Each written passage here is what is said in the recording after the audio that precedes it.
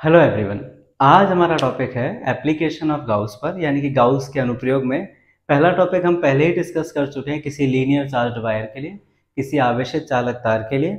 अब हमारा टॉपिक है किसी अचालक यानी कि नॉन कंडक्टिंग शीट के लिए। अगर हमें electric field intensity find out करनी हो गाउस लॉ से, तो हम कैसे करेंगे? तो मान लेते हैं कि इन्फिनिटी एक्सपेंडेड एक शीट है, नॉन कंडक्टिंग शीट है जिस पर चार्ज क्यू है। तो हमें अगर इसके लिए गाउसेस लॉ यूज करना है, जैसा कि हमने पिछले टॉपिक में डिस्कस किया था, हमें एक गाउसियन सरफेस इमेजिन करना पड़ेगा। तो हम क्या करते हैं, यहाँ पर एक पॉइंट कंसीडर कर लेते हैं, एक पॉइंट हम आगे कंसीडर कर लेते हैं, एक पॉइंट हम पीछे कंसीडर कर लेते हैं। अब इन पॉइंट्स को कवर करने के लिए हमें इनके चारों तरफ गाउसियन सरफेस लेना पड़ेगा। हमने इसके चारों तरफ एक गाउसियन सरफेस इमेजिन कर लिया, यहाँ पर भी हमने इसके चारों तरफ एक गाउसियन सरफेस इमेजिन कर लिया, यहाँ पर मैंने इसके चारों तरफ एक गाउसियन सरफेस इमेजिन कर लिया। ये तो मैंने 3 पॉइंट्स लिए, ऐसे इन्फिनिटी पॉइंट्स हो सकते हैं। अगर मैं सारे पॉइंट्स के चारों तरफ गाउसियन सरफेस इमेजिन करूं तो इस तरह के बहुत सारे सर्कल बन जाएंगे। अगर मैं उन सारे सर्कल्स को आपस में मैच करूं तो इस तरह से एक सिलेंडर बन जाएगा। समझ सकते हैं आप? ये पीछे की तरफ इसको डैश दिखा देते हैं हम, ये फ्रंट में, इसलिए हम इसको थोड़ा डार्क कर देते हैं। ये कुछ इस तरह से है, जैसे मान लेते हैं कि ये वो नॉन कंडक्टिंग शीट है, चार्ज इधर है, चार्ज इधर है। अगर मैं इलेक्ट्रिक फील्ड का डायरेक्शन देखूं, अगर मैं इस तरफ देखूं तो इलेक्ट्रिक फील्ड का डायरेक्शन इस तरफ है, अगर मैं इधर देखूं तो इलेक्ट्रिक फील्ड का डायरेक्शन इधर है। अब इस चीज को होल्ड करके रखना। मान लेते हैं ये गाउसियन सरफेस हमने इमेजिन किया, एक सरफेस ये हुआ, एक सरफेस यहाँ पर हुआ, एक सरफेस यहाँ पर हुआ। अगर मैं इस पॉइंट पर एरिया वेक्टर लूँ तो वो सरफेस के परपेंडिकुलर आगे की तरफ, मैं इस पॉइंट पर एरिया वेक्टर लूँ तो सरफेस के परपेंडिकुलर ऊपर की तरफ। अगर मैं इस पॉइंट पर एरिया वेक्टर लूँ तो सरफेस एरिया वेक्टर सरफेस के परपेंडिकुलर यानी कि इस तरफ होगा। आप इस बात को अच्छे से जानते होंगे कि हमें दो चीजें चाहिए, एक तो इलेक्ट्रिक फील्ड का डायरेक्शन, दूसरा एरिया वेक्टर का डायरेक्शन। हम पिछले टॉपिक में भी इस बारे में डिस्कस कर चुके हैं।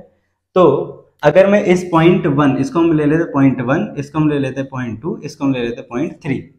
अगर मैं इलेक्ट्रिक फील्ड इंटेंसिटी के डायरेक्शन की बात करूं तो वो होगा इस तरफ ई वेक्टर।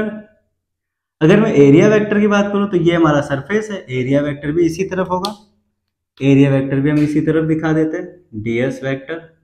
यहाँ पर एंगल कितने डिग्री का बन गया? 0 डिग्री का। मैं यहाँ की बात करूं तो अगर मैं इलेक्ट्रिक फील्ड का डायरेक्शन देखूं तो वो इस तरफ होगा ई वेक्टर।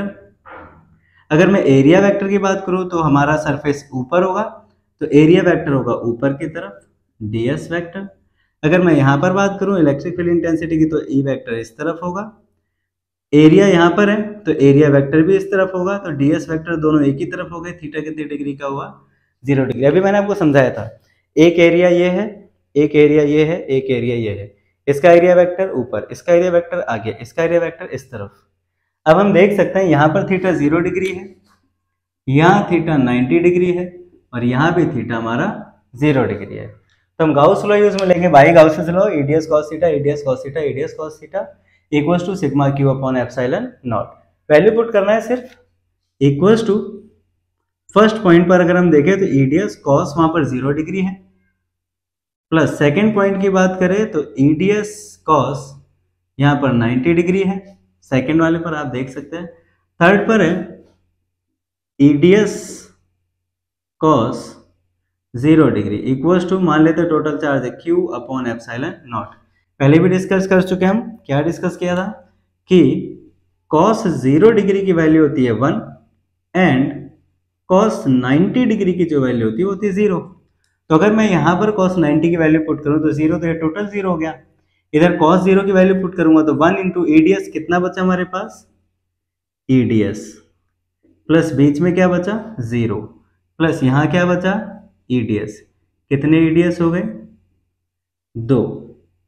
तो इनको ऐड करेंगे तो ये बन जाएगा 2, ई को बाहर ले लेते हैं, integration of DS equals to Q upon epsilon naught. समझ में आ गया होगा? अगर हम डीएस का इंटीग्रेशन करें तो 2 ई, डीएस का इंटीग्रेशन क्या होगा? एस, और क्यू की बात कर लेते हैं। क्यू को हम लिख सकते हैं सिग्मा एस। अब ये सिग्मा एस कैसे हुआ? सिग्मा क्या होता है? क्यू अपॉन एस यानी कि चार्ज अपॉन एरिया। इसको हम कहते हैं सरफेस चार्ज डेंसिटी पहले भी हम पढ़ चुके, इस बारे में पढ़ चुके हैं, यानी कि पृष्ठीय आवेश घनत्व। यहाँ S से सिग्मा S और नीचे क्या लिखा है हमारे पास, एप्सिलॉन नॉट। वैल्यू पुट करते हैं, S से S cancel out. Electric field का अगर हम फॉर्मूला देखें, यही लिख देता हूं मैं, इलेक्ट्रिक फील्ड के अगर हम फॉर्मूले को देखें तो बन जाएगा sigma upon 2 epsilon naught. This is electric field intensity due to charged non conducting sheet. इसी में डिस्कस करें कि हमें अगर नॉन कंडक्टिंग की बजाय कंडक्टिंग शीट के लिए करना हो तो कंडक्टर में क्या होता है, जैसे मान लेते हैं कंडक्टर है, कंडक्टर में क्या होता है, जब हम चार्ज देते हैं तो चार्ज उसके सरफेस पर होता है, इधर होगा इधर होगा, बीच में कोई चार्ज नहीं होगा, आप देख सकते हैं खाली है। इसी तरह से कंडक्टर्स को जब हम चार्ज देते हैं तो अंदर से वो चार्ज से खाली हो जाते हैं। अब सपोज मैंने ये गाउसियन सरफेस इमेजिन किया इसके चारों तरफ, इस तरह से दोनों तरफ एक सरफेस ये, एक सरफेस ये, एक सरफेस ये। चार्ज अगर यहां से फ्लो करना स्टार्ट करता है तो यहां तक आएगा, बीच में चार्ज नहीं जाएगा। रीजन, बीच में से तो चार्ज है ही नहीं, मतलब मैं इसके, आप ऐसे इमेजिन करो कि मैंने इसको इसके अंदर से पिन करके और दूसरी तरफ निकाल लिया ऐसे। अगर मैं करंट को या चार्ज को यहां से फ्लो कराऊं तो चार्ज यहां तक जाएगा, दूसरी तरफ नहीं जाएगा। वहां से फ्लो कराऊंगा तो यहां तक आएगा लेकिन दूसरी तरफ नहीं जाएगा, बिकॉज बीच में कनेक्शन है ही नहीं। तो जब हम कंडक्टिंग शीट के लिए करते हैं यही टॉपिक, तो हम क्या करते हैं, या तो उधर या तो इधर ही इमेजिन करते हैं, तो दूसरी तरफ का जो सरफेस है हम उसको इमेजिन नहीं करते, हम इसको मिटा देते हैं। ये हम कर रहे हैं कंडक्टिंग शीट के लिए, बहुत आसान है। अब आप देख सकते हैं, अब ये जो टॉपिक आप 3 सरफेस लेकर कर रहे थे, अब आपको कितने सरफेस लेकर करना है, 2। अब आपको क्या करना है, यहां से थर्ड वाला हट जाएगा, यहां से ये थर्ड वाला हट जाएगा, थर्ड वाला हट जाएगा तो ये थर्ड वाला भी हट जाएगा। तो ये जो 2 EDS बन रहा था वो केवल EDS बनेगा, ये जो 2 आया था वो केवल ES होगा, नीचे से 2 हट जाएगा। ये इलेक्ट्रिक फील्ड इंटेंसिटी हो जाएगी किसके लिए, एक कंडक्टिंग शीट के लिए। मैं समझता हूं कि आपको समझ में आ गया होगा। तो एक कंडक्टिंग शीट मैंने अभी थोड़ी देर पहले कंसीडर किया था कि जैसे ये वो शीट है, चार्ज इसके इधर होगा, चार्ज इसके इधर होगा, इलेक्ट्रिक फील्ड का डायरेक्शन इधर, सरफेस के परपेंडिकुलर, इलेक्ट्रिक फील्ड का डायरेक्शन इधर, सरफेस के परपेंडिकुलर। अब हम इसके चारों, इस पे 3 पॉइंट ले लेते हैं, एक यहाँ, एक यहाँ और एक इस तरफ, या एक इस तरफ, एक इस तरफ और एक इस तरफ। अब मैं इस मार्कर को हम कंसीडर कर लेते हैं, ये वो स्फेरिकल सिलेंड्रिकल सरफेस हमने ले लिया। एक सरफेस तो ये हो गया, सरफेस अगर ये है तो एरिया वेक्टर इस तरफ होगा, सरफेस अगर ये है तो एरिया वेक्टर ऊपर होगा, सरफेस अगर ये है तो एरिया वेक्टर इस तरफ होगा। मैं नॉन कंडक्टिंग शीट की बात कर रहा हूँ। वैसे ही इलेक्ट्रिक फील्ड का देखें तो इलेक्ट्रिक फील्ड इसी डायरेक्शन में होगा, यानी कि एक्स एक्सिस के अलोंग होगा। तो हम यहां पर देखते हैं इलेक्ट्रिक फील्ड यहाँ पर थीटा 0 डिग्री बना रहा है एरिया वेक्टर के साथ, यहाँ 90 डिग्री बना रहा है, और यहाँ पर हमने जो डायग्राम देखा था उसमें भी 0 डिग्री बना रहा था। बस हमें गाउस का लॉ यूज करना था, हमने 3 बार लिखा बिकॉज हमने 3 पॉइंट लिए थे। और कंडक्टिंग शीट के लिए हमने 2 बार लिखा, यानी कि चालक पट्टिका के लिए हम अगर बात करें तो वहां पर 2 बार लिखेंगे। सिर्फ करना क्या है, हमें यहाँ से 2 हटा देना है, यानी कि जो तीसरा पॉइंट है हम उसको हटा देंगे, केवल 2 पॉइंट कंसीडर होंगे जिसमें एक 0 और एक 90 है। तो इस तरह से हमारे पास इलेक्ट्रिक फील्ड इंटेंसिटी का फॉर्मूला आ जाएगा।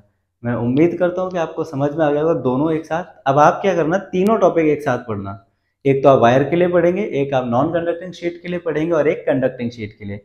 हिंदी में बात करें तो एक चालक तार के लिए पढ़ेंगे, एक आप अचालक पट्टिका के लिए पढ़ेंगे, फिर आप चालक पट्टिका के लिए पढ़ेंगे। तो इसमें एक ट्रिक है, जो वायर वाला टॉपिक है, वायर वाले टॉपिक में 2 बार 90 डिग्री आता है और 1 बार 0 डिग्री आता है। नॉन कंडक्टिंग में 2 बार 0 डिग्री आता है, 1 बार 90 डिग्री आता है, और कंडक्टिंग में 1 बार 90 डिग्री आता है और 1 बार 0 डिग्री आता है।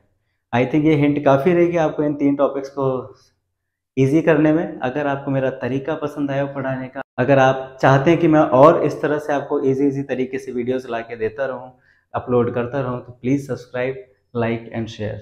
Thank you so much.